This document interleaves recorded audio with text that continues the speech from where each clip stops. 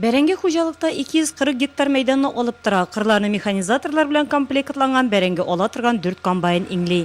Икенче икмәк уңышын җыюны да хуҗалыкта 2 сменада оештырганнар. Комбайнчыларга көненә 15 гектарлап бәрәңге казып алу бурычы куелган. Техникаларның тизлеге акрын. Аны аз гына арттырдыңмы, бәрәңгенең күп өлеше җирдә калырга мөмкин. Норма 2 гектара у нас, вот двухрядок 2 гектара, а у этих чуть больше гектара. Там 2 комбайна двухрядки, 2 комбайна рядные. Они чуть меньше у них норма. Элек бәрәңгене барлык хуҗалыкларда утырта, үстерә иде, чөнки мәшәкате дә ул кадәр күп түгел иде. Хәзер исә киресенчә, утырту белән Колорадо кыңгызларына каршы эшкәртү таләп ителә. Аннан елы ничек килә бит әле? Бәрәңге бүлбеләре өлгергән чорда дым җитмәсә, әйбәт уңыш алам димме? Икенче икмәк уңышы яхшы булсын өчен Сөләймановлар 4 тапкыр төрле авыруларга каршы махсус препаратлар, фунгицид белән эшкәрткәннәр. Су сиптерү системасы ярдәмендә үстергәнгә бәрәңгенең уңышы яхшы. Бейінгі секінде құжалық бойынша 220-230 ситнер ұңыштығы бара.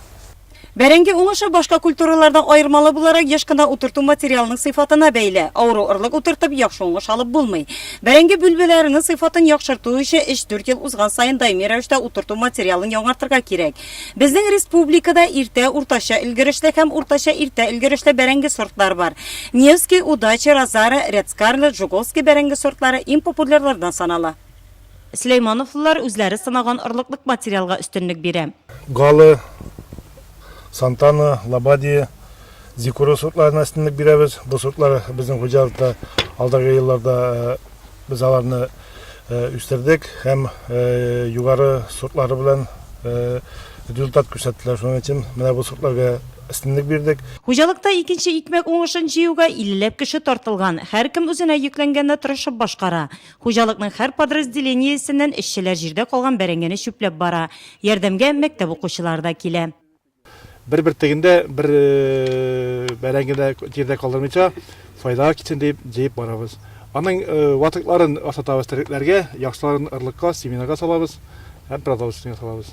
Сөләймановлар үстергән бәрәңгене башкала халкы да авыз итәргә өлгергән. Ярминкәдә икенче икмәкне 5 тоннадан артык сатканнар. Кала халкы бик яратып алды ди хуҗалык җитәкчесе Ире Хайдарҗанов.